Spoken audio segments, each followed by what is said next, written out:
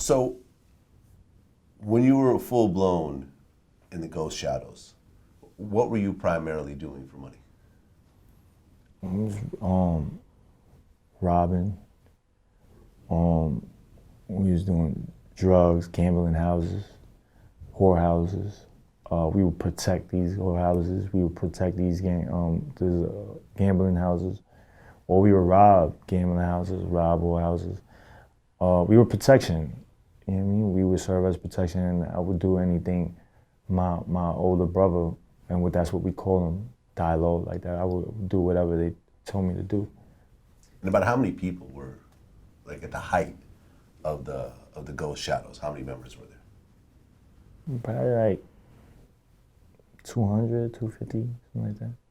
All through New York? Yeah, we had Brooklyn, Saks. We had Okay. Brooklyn. The tri-state. Yeah, Brooklyn, Queens, Okay. Manhattan. And there was one leader at the very top of this. Yeah. Okay. But that was not you. Nah, that wasn't me. No. Okay. Nah, but I was a kid. You know what I'm saying? I didn't even have the know-how to run a crew. I mean, I had a crew with me, but like little small kids, like we were all kids, and you know what I'm saying? Like I ran that crew, but you know, in terms of the whole gang, I was, my mind state wasn't even there. I was just reckless, just being reckless. Okay. What do you think was the most serious situation you got into during that time? Well, we always had.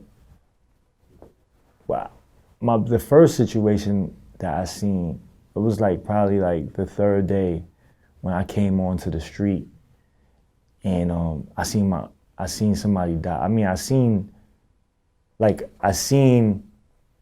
dead bodies before that, like maybe a couple times before, like on the street, and we'll walk by, and this is like in the '80s, like early '80s, like you know, dead bodies on the street was kind of like it was kind of normal, you know what I'm saying? And so I seen that maybe like, you know, one time I seen somebody that fell from the building and was on the floor, like all like, you know what I mean?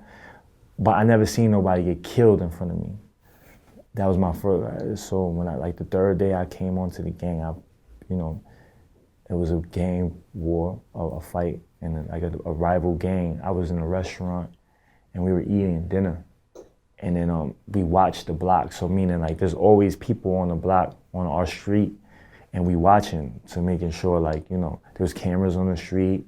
So like on our safe house, we can see who's coming on the block, who's coming off the block. So we had stash spots where we stashed weapons, guns, and whatever. So when this day, our rival gang, they came up the block like to start some like to go to war. So I didn't know what the fuck, like I kind of got like, oh shit, you know what I'm saying? And then one of the people that were older than me, like that I was answering to, you know what I mean? I watched him get stabbed to death right in front of me, and I like kind of just froze. Like I just stopped, like I didn't know what to do, you know what I mean? And then, and that was the craziest shit. I watched this man, like I watched the breath, I watched him take his last breath. That didn't make you want to quit? Nah, I don't know why I didn't, but if anything, it made me like be a part of it more, cause it's like, oh, they killed one of ours, like that's one of ours, like, and they branded that in my head like that was one of my brothers, so it made me even like hate the rival gang even more, and I just, you know, it didn't make me want to stop. It just made me want to like do something to them. So you continue to live this lifestyle. Like, how many years were you in it altogether? Probably, well, that shit kind of died down. Like I was in it from like,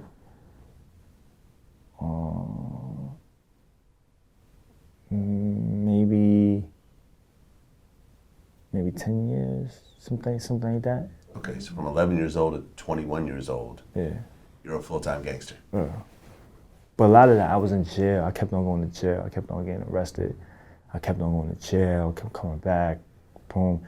And then when I go to jail, you know, big buzz start happening, like people start going, and when I come back, and it's like different. And then the last time I was around for it was when I caught my case. And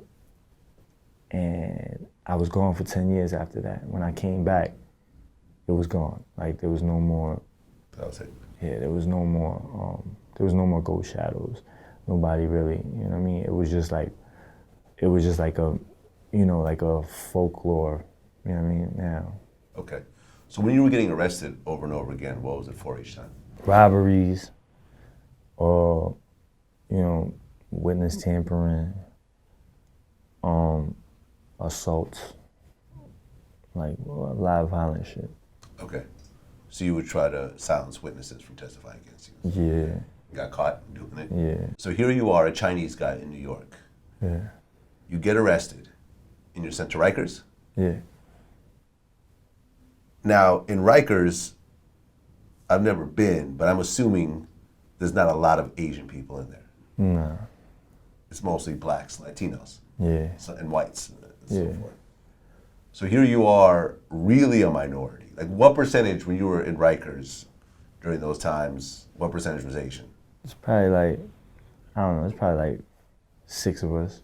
In the whole prison? Yeah. Out of, what, thousands of people? I mean, I was in C-74 adolescent, so it was probably like a couple hundred people, but it was like, probably like 400 or 500 people, something like that, 600 people. And out of us, it was just like 4 or 5 of us, like something like that. Was there a lot of, like, bullying and, you know what I mean? Hell yeah. Yeah, definitely. You know what I'm saying? There was definitely brothers before me and other brothers that other Asian brothers that would fight. You know what I'm saying? But a lot of them wouldn't fight. A lot of them would be scared because you gotta look like the Asian stature, like how we're built. You know what I mean? We're smaller.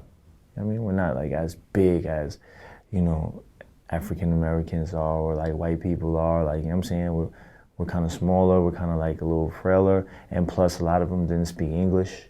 You know what I mean? And it was just being thrusted into a world, like a savage world that was just like, the fuck is this? You know what I'm saying? So it was really a lot for a lot of us. And yeah, there would be bullying, you know what I mean? Like motherfuckers wouldn't be sitting on chairs, motherfuckers would be sitting on floors. Motherfuckers couldn't go into they would have to stay in the day room, couldn't use the phone, get small portions, you know what I mean? While other people were getting huge portions. It was tough. They tried to do that to you too? Absolutely. What happened? I fought every time. If I can't get what I think I'm supposed to get, then I'm not staying there. You know what I'm saying? Like, you know what I mean? If I can't get on the phone when I think I should get on the phone, you know what I'm saying? Then I'm gonna put the phone in somebody's mouth. You know what I'm saying? And that's not because, you know, I'm super gangster. I'm super like I am what I am. I don't know. I don't put no label on it. You know what I mean? But I know I'm not gonna stand. I stand for something. You know what I'm saying? Like I refuse to let another man, you know, in the same position I am, to tell me I can't speak to my family or I can't eat a whole piece of chicken. You know what I'm saying? Or I have to give up my commissary because you're in a gang and I'm not, or because you're black and I'm Chinese. Like, nah. Like, for that, like, you know, I'd rather bleed. Right, and you're also not built like the typical Asian man. You're 6'1", Yeah. bulkier. Yeah, so, but back then I was skinny. I was small. You know what I'm saying? You're still tall though. Yeah, but that tall shit, like, you know what I mean? If I'm tall for Asian, but when I'm standing next to, you know, all black people, like, I'm sure I'm regular Right. size, like, you know what I'm saying? So here you are in this Chinese gang, the Ghost Shadows. That's a big deal in Chinatown. But you're in Rikers and you're all by yourself. So were you kind of asked to join some of the more bigger gangs like the Bloods or the Crips? Yeah, definitely. Blood's always, you know what I mean? I have a lot of homies that's Blood. A lot of my close friends, close comrades is Blood. I got a lot of Crip homies too. Got a lot of Latin King homies. Got a lot of all types of homies. You know what I'm saying? But I never joined the gang. I was always, you know, sought after because because they saw that I was militant, I moved millie, and I just, I mean, I didn't go for the bullshit, so that's what they wanted, you know what I mean? But I never wanted to do that because, first of all, although I was already in the gang, you know what I mean? I was Ghost Shadow. And to me, joining another gang is violating the pledge that I took, you know what I mean? And just because I'm in a different environment doesn't mean that I could just turn into something else. So I never did that because of that. And also because, you know, I saw that, man, like when you in prison, man, you see more blood on blood violence than you see blood on Latin King violence or blood on anybody else violence. It's always, you know what I mean? They're always fighting amongst each other. And you see people that you was eating with yesterday, you know what I mean? People that you smoking, well, when you spinning the yard with, and you like building this camaraderie shit with, and then the next day, your big homie is telling you to shoot this person, like to cut this person, to stab this person, you know what I mean? Somebody that you was just your brother. When you're in these gangs, you know what I mean? Like, I seen blood on blood violence or gang on gang violence more than anything else. And it could be like one day, you know, if me and you in the same gang, we could be, you know what I mean, sharing a bowl of food, sharing a cigarette, talking about, you know, whatever, or even fighting other people with each other. And then because of something else that I don't even know about, big homie might say, yo, he's food, so you gotta cut him. You gotta cut him, you gotta stab him, or else then you become food. You know what I'm saying? So I seen that and I'm just like, that's not what I wanna be a part of. That's not my thing. Like, you know what I'm saying? If we're gonna fight whoever the enemy is, you know what I'm saying? We're not gonna be fighting amongst each other. I'm not gonna be stabbing you, and you my brother one day, and I'm killing you the next day. Like, that don't even make sense. You know what I mean? So in Chinese gangs, there's no such thing as people turning against each other. I mean, listen, traitors and you know, people that are unloyal, that's not a color thing. You know what I'm saying? That transcends colors and shit. You know what I'm saying? So you're gonna have that type of shit everywhere. All colors, all bounds, all groups, all sex, all, you know what I mean? So, but it's different. You know what I mean? Like, you know, we handle things a little differently. You know what I mean? Yeah. But I'm just not into, you know, I'm not into that. When you my brother, you my brother. You know what I'm saying? And you my brother for life, unless you violate something that, you know, that's just unspeakable, something that we can't. You know what I mean? You go against the code. That's different. You know what I mean? But when we cutting each other and shooting each other and stabbing each other for fucking nothing, because, you know, you owed somebody $100 and you didn't pay, and it's like, I'm doing that for that. Like, you know what I mean? It's not even my call. It's somebody else's call for something I don't even know about. So, no, I'm not with all that. Like, you know what I'm saying? So I decided I would never join a gang in my life. Another one. You know what I'm saying? Gangs are just not, you know what I mean? They're not cool for me, man. Like, you know what I mean? You know, I'm a leader. Like, you know, I like to do, if something has to be done, then I would do it because I feel like it has to be done. You know what I mean? Or because my brother, somebody that I really care about, I really know. But when you're in these gangs, you don't know these people. You know what I'm saying? Like, especially in jail. Out here is different. Like, because you're in gangs with people that you grew up with and stuff like that, same block, stuff like that. That's a little different. You know what I'm saying? But when you're in jail, you don't know this motherfucker. You know what I'm saying? He just came out of nowhere.